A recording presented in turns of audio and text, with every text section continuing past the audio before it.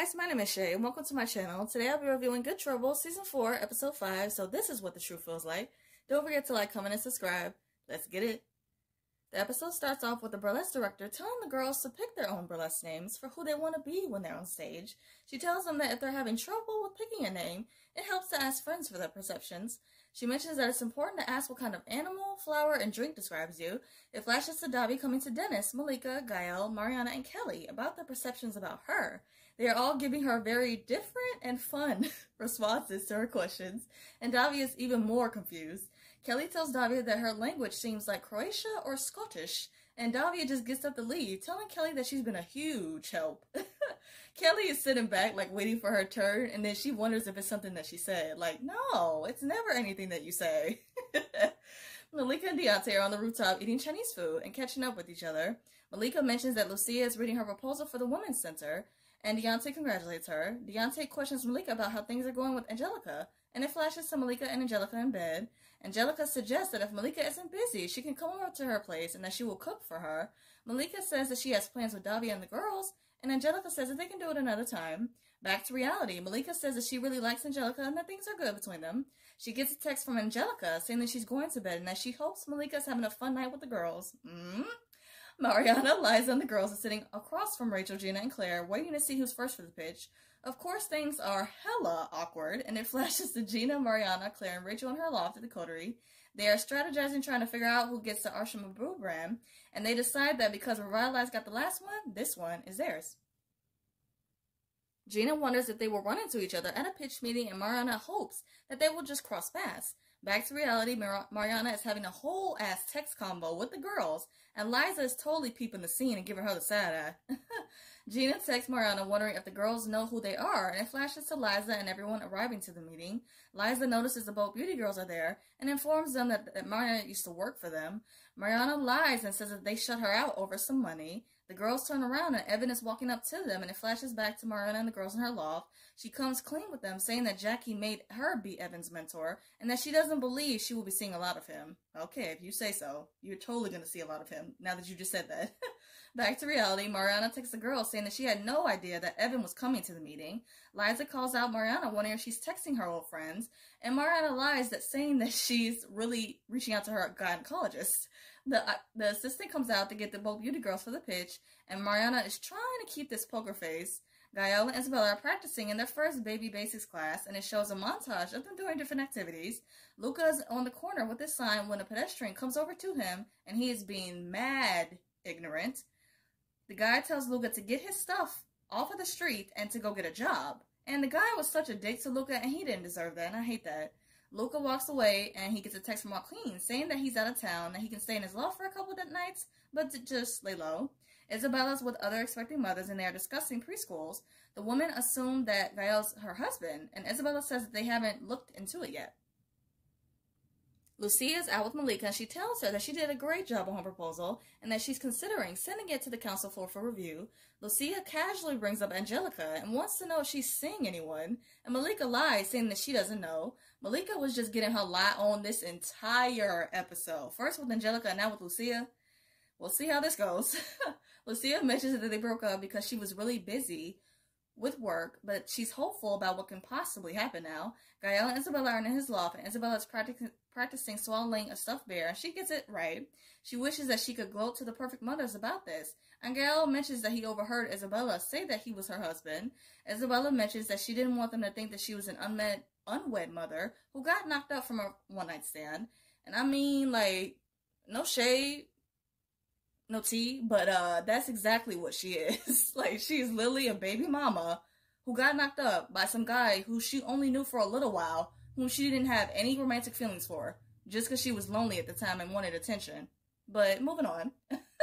Gael tells Isabella he doesn't mind people thinking that he's her husband, and that even though they're not together, she still has a committed partner in him. And that was very sweet of him to say that.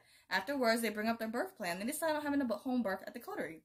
Mariana comes to her loft, and Claire, Gina, and Rachel are there, and they are not happy. It flashes to Liza and Evan coming to Mariana and the girls, telling them that they won the pitch. Mariana has to act like she's really happy and excited. And back to reality, Mariana says that she couldn't take the pitch with Evan there, and that BB has been winning most of the pitches anyway. The girls discuss that they can't keep doing this and agree to come up with a new idea so that they can blow Revitalize out of the water. Malika comes to see Angelica at Duro, and she tells Angelica about her conversation with Lucia. She mentions that Lucia isn't over Angelica and wonders if she made things complicated, lying about their relationship when she had a chance to be honest with her. Angelica says that honesty is always the best policy, but also someone not knowing a certain bit of information can't hurt them. Luca comes to the coterie late night and he goes to the bathroom. Davia comes out of her room and I'm assuming that she heard some noise, which is why she came out looking around. Davia turns on some music. She starts doing her burlesque performance in the middle of the living room. Luca is discreet and he comes out of the bathroom and he's watching Davia from afar. Luca is sleeping when he gets a text from Joaquin saying that if he wants to make some money. There are some shelves in the coterie that need fixing. Joaquin gives him the tip to not tell anyone that he's staying in his loft, and Zumi is showing Luca the broken bookshelf. Zumi questions Luca, how does he know Joaquin? And Luca says the truth in a vague way, without saying too much, that they met because of a story Joaquin is doing on Unhouse. He makes an excuse saying that he left his tools at home and Zumi leaves to grab some for him. Luca is concerned about making noise, and Zumi tells him that it's fine because everyone is at work during the day. Davia is performing, and during the performance, the burlesque director doesn't look too interested. Afterwards, Davia says that her name is Cotton Candy, and the burlesque director feels like this persona isn't true to who Davia really is. She mentions that she wants to see the same woman who was in the Fat Bitch video. Luca did a really good job fixing the bookshelf, and as he's about to leave, he glances over at the empty living room. He takes this as an opportunity to record himself dancing in the living room, and he's doing the same exact dance Davia was doing the other night. Davia comes home and wonders who the new guy is and why he's doing her dance routine. Luca says that he's a friend of Joaquin's and that he's just staying in his loft for a couple of days. He mentions that he saw Davia's dance when he came to the coterie at night and apologizes for invading her privacy. He tells Davia that he wants to be a dancer and that he thought her dance was really beautiful. Like, oh, he's so precious. We only got a little bit of Luca's backstory and I really like him. He's a sweetheart, man. Davia says that she's glad someone liked her performance, and Luca is curious to know who didn't like it. Davia says that her burlesque director didn't approve of it, and that she doesn't feel like Davia was being true to herself. It's hilarious, though, because at first, Davia was a little bit weirded out by Luca being the new guy just showing up and doing her routine, which is understandable, because, like, you don't know that you don't know him. But then she feels comfortable enough opening up to him after meeting him, like, literally 2 seconds. Luca tells her that no one really has the right to tell you what's true to you. He mentions that the thing he loves most about dance is that you can totally disappear into any character and become whatever you want to be. Davia and Luca are properly introduced, and I really love this moment of them connecting. Isabella's looking at the newborn babies at the maternity ward, and Dennis comes over to her.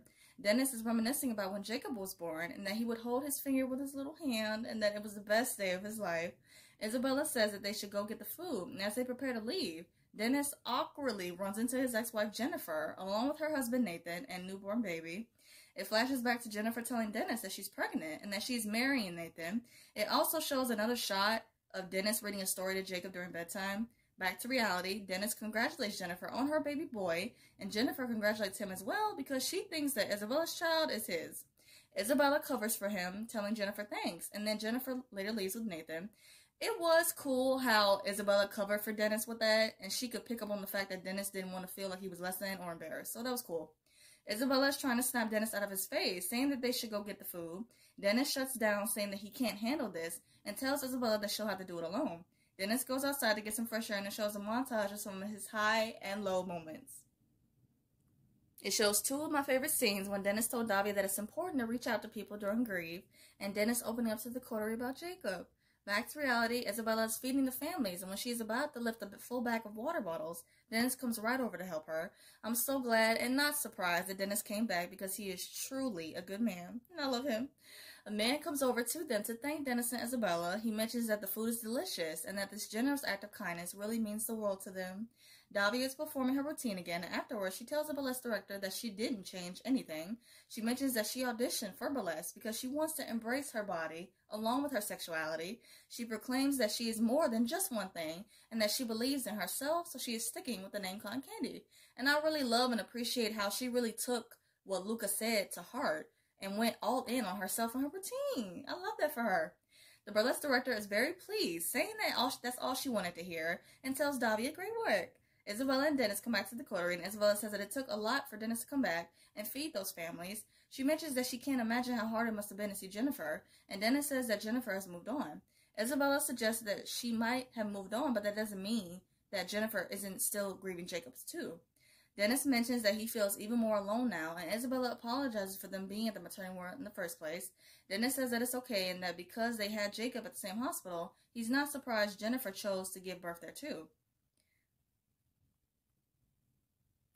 He mentions that the doctors were really caring and supportive when Jennifer had to have an emergency C-section and suggests the hospital if that's what her and Gael are considering.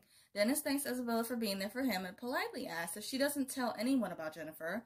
Isabella agrees and they hug for a minute, a little bit too longer than I hope, but it's just a hug, so whatever.